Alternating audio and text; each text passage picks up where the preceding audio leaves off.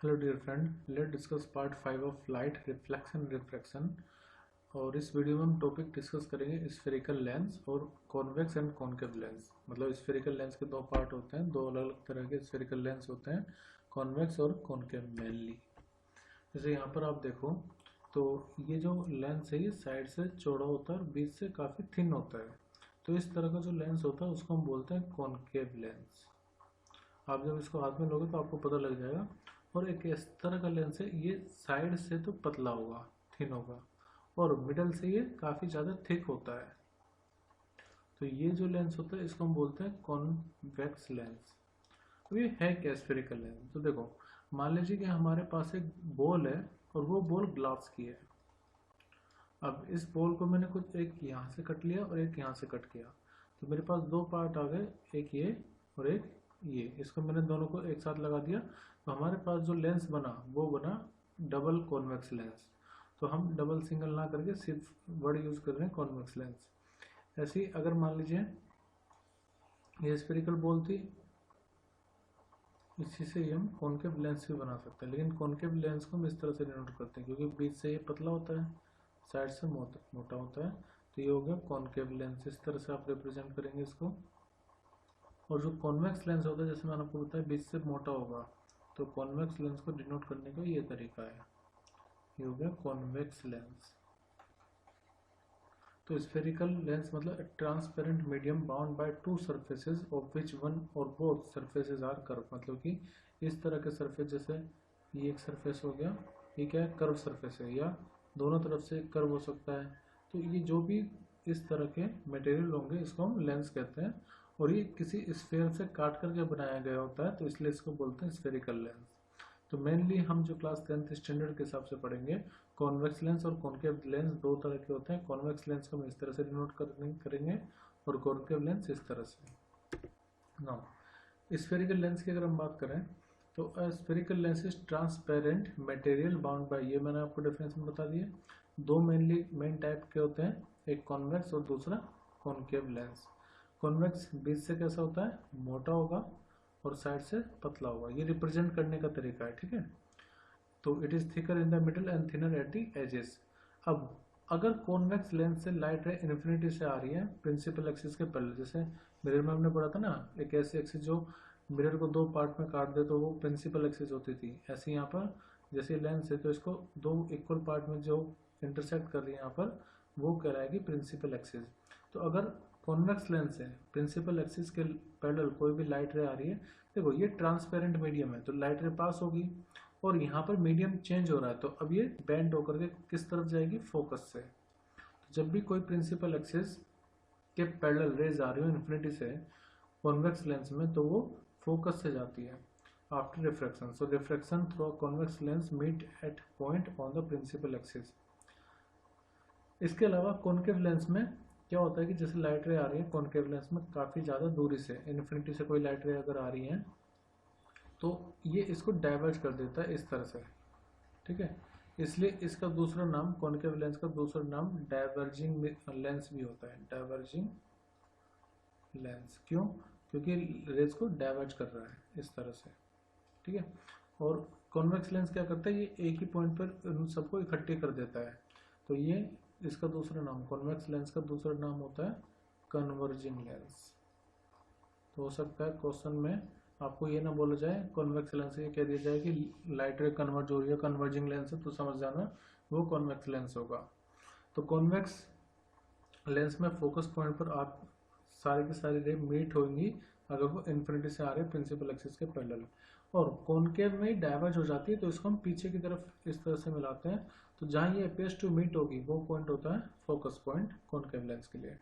सो concave lens thin होता है middle से और थिक होता है एजेस से। Rays of light parallel to the principal axis after refraction get diverted and appears to coming from a point on the principal axis of the same side of the lens. देखो इसमें तो focus point इस तरफ है, लेकिन इसमें जैसे light रे इधर से आ रही तो इसी साइड पर फोकस पॉइंट इन रेज के लिए होगा। हालांकि अगर एक कॉन्वेक्स लेंस को देखो, मतलब कोई भी लेंस आप देखो, तो लाइट रे आप इधर से भी भेज सकते हो, इधर से भी भेज सकते हो। तो इसलिए लेंसेज में दोनों तरफ फोकस पॉइंट होते हैं। मिरर में ऐसा नहीं होता था, चाहे कोई भी लेंस हो, focus point centre of curvature यहाँ पर दोनों तरफ लाई करेंगे। इसके अलावा जैसे मिरर में पोल होता था, यहाँ पर होता है ऑप्टिकल सेंटर, यानी कि जो मिडिल पॉइंट होगा किसी भी लेंस का उसको हम बोलते हैं ऑप्टिकल सेंटर।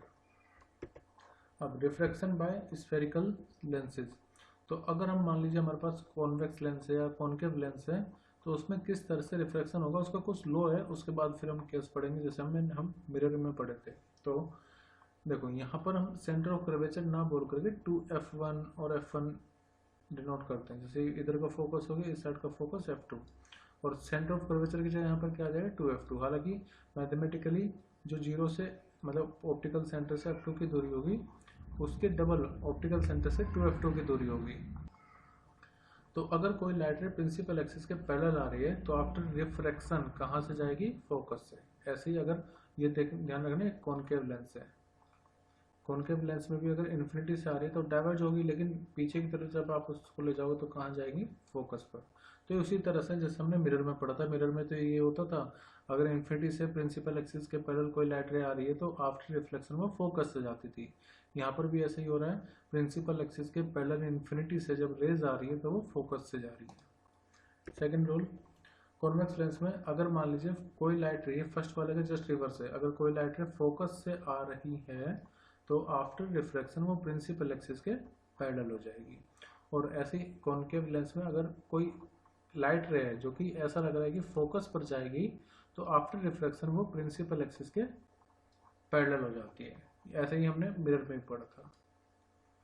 नेक्स्ट, अगर कोई लाइट रे ऑप्टिकल सेंटर से आ रही है तो देखो जब ये ऑप्टिकल सेंटर से आ रही होती है तो इसमें कोई भी बेंडिंग नहीं होगी, ये जस्ट ट्रांसमिट हो जाएगी विदाउट बेंडिंग, विदाउट बेंडिंग, मुड़ेगी नहीं है। ऐसे ही कॉनकेव लेंस में भी होगा, कोई भी बेंड नहीं होगा अगर कोई लाइट रे ऑप्टिकल सेंटर से आ रही थी। मिरर में ये तब होता था जब कोई लाइट रे सेंटर ऑफ कर्वेचर से पास हो रही होती है। तो in convex lens and concave lens ray of light passing through the optical centre goes without any deviation, इसमें कोई भी डेविएशन नहीं होगा। ये जस्ट मैं रूल बता रहा हूँ, इन रूल को इस्तेमाल करके हम रे डायग्राम बनाएंगे कॉन्वेक्स और कॉनकेव लेंस में। तो अब स्टार्ट करते हैं, images formed by convex lens.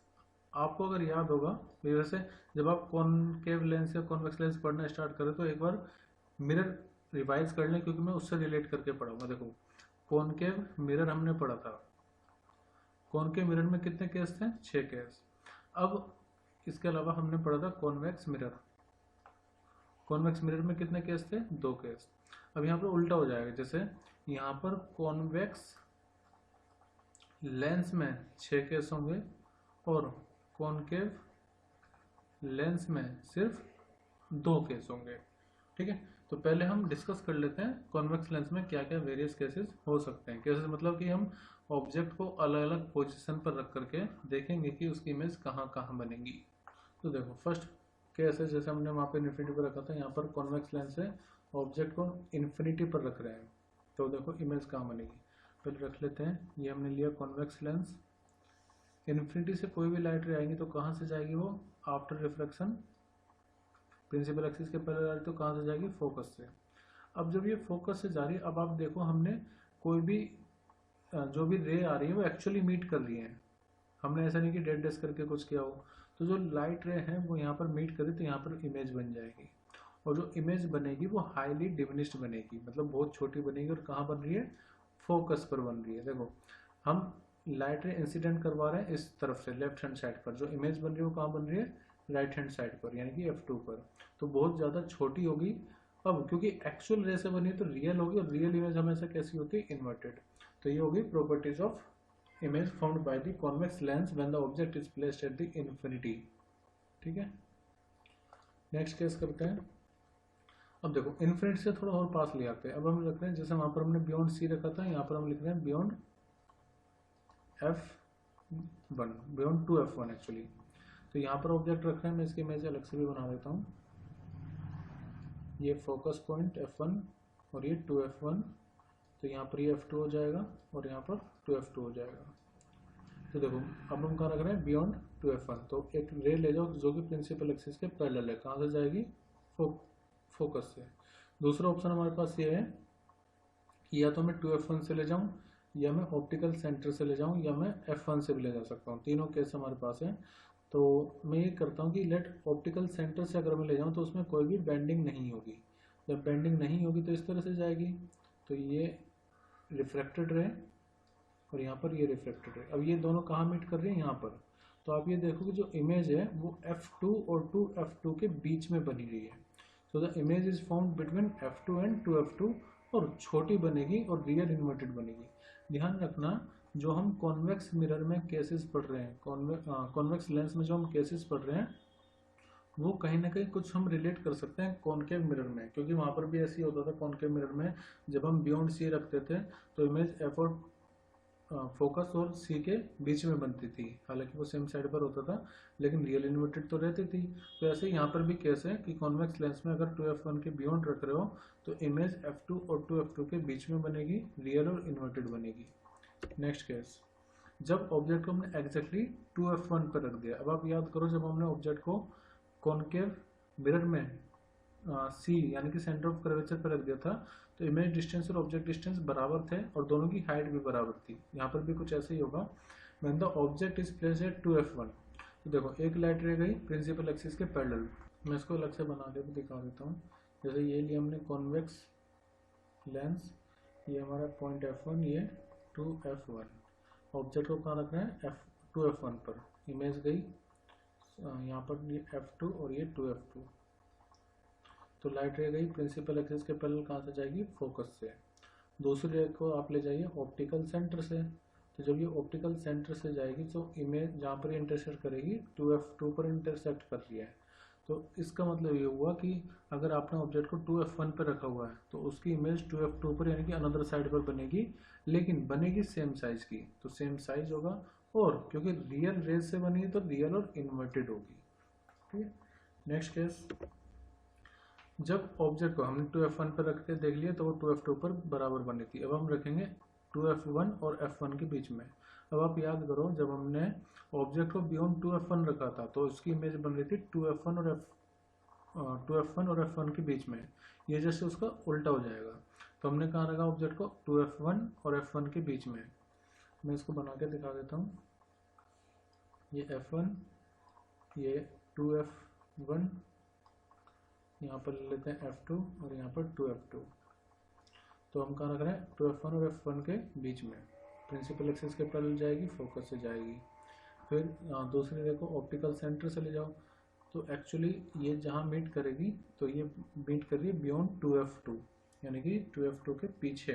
तो वहाँ पर इमेज बनेगी। साइज देखो आप, यहाँ पर जो इमेज बन रही है वो कैसे बन रही है, कहाँ पर बन रही है, सबसे पहले बियॉन्ड 2f2, और जो साइज है उसका एनलार्ज हो रहा है और रियल और इन्वर्टेड बनेगी। नेक्स्ट केस है, when the object is at f1, अगर आप उसको f1 पर रख रहे हैं यानी कि फोकस पर रख दिया। अब आप याद करो, जब हमने ऑब्जेक्ट को इन्फिनिटी पर रखा था तो इमेज बन रही थी फोकस पर। यहाँ पर फोकस पर रख रहे हैं तो इमेज कहाँ बननी चाहिए, इन्फिनिटी पर ही। उसका रिवर्स केस हो जाएगा। तो एक रह गई प्रिंसिपल एक्सिस के पैरेलल फोकस से, दूसरे को ऑप्टिकल सेंटर से ले जाओ। तो जहाँ पर जा करके कहाँ मिलेगी, पैरेलल रेज है ना, तो इन्फिनिटी पर मीट करेगी।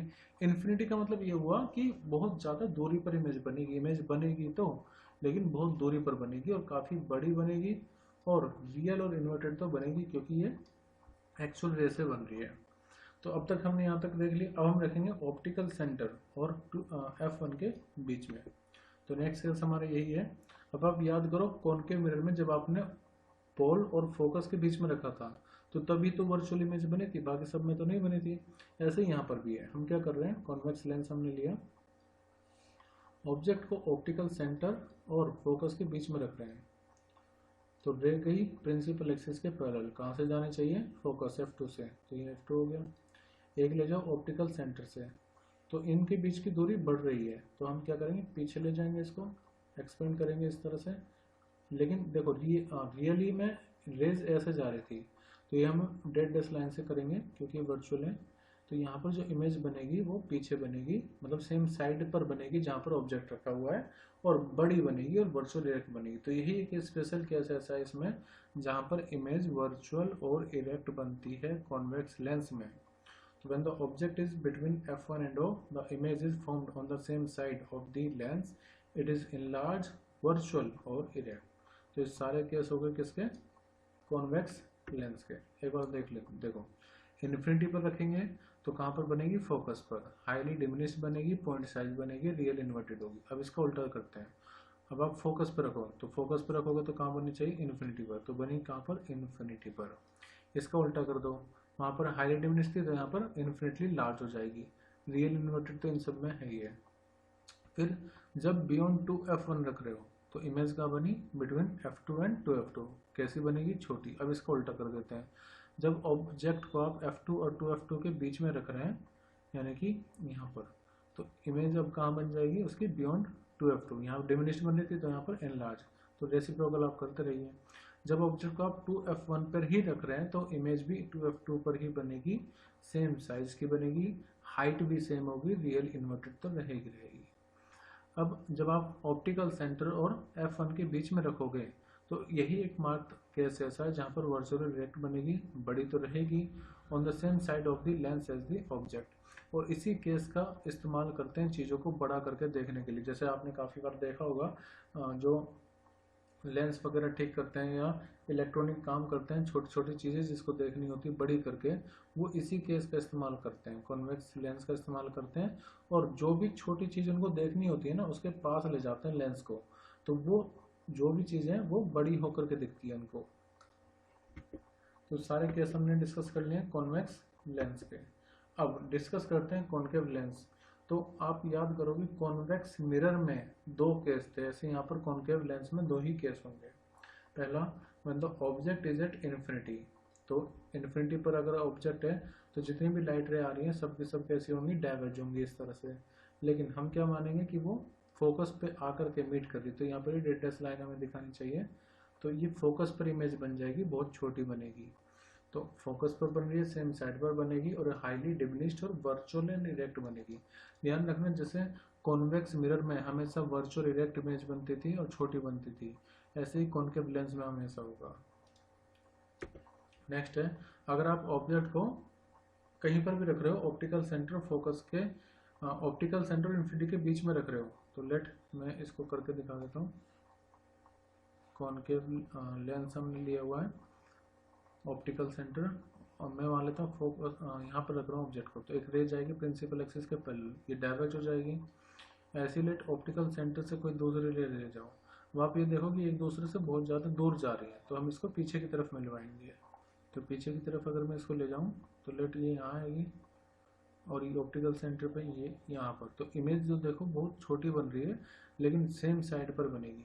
तो when the object is between infinity and f1, the image is formed between f1 and o on the same side of the lens. It is diminished भी होगी, वर्चुअल और erect भी होगी।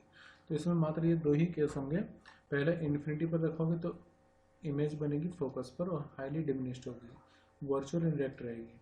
और अगर बिटवीन ऑप्टिकल सेंटर और infinity पर रख रहे हो तो इमेज बिटवीन f1 और ऑप्टिकल सेंटर पर बनेगी, ये छोटी होगी, वर्चुअल इरेक्ट होगी। तो कॉन्वेक्स लेंस में तो वर्चुअल और इरेक्ट, रियल इन्वर्टेड दोनों तरह की बनती थी, जबकि कॉनकेव लेंस में वर्चुअल इरेक्ट ही रहेगी इमेज हमेशा। तो अगर आपको सारे केस याद हो जाएंगे, समझ लेंगे, तो आपको क्वेश्चन करना काफ़ी इजी हो जाएगा।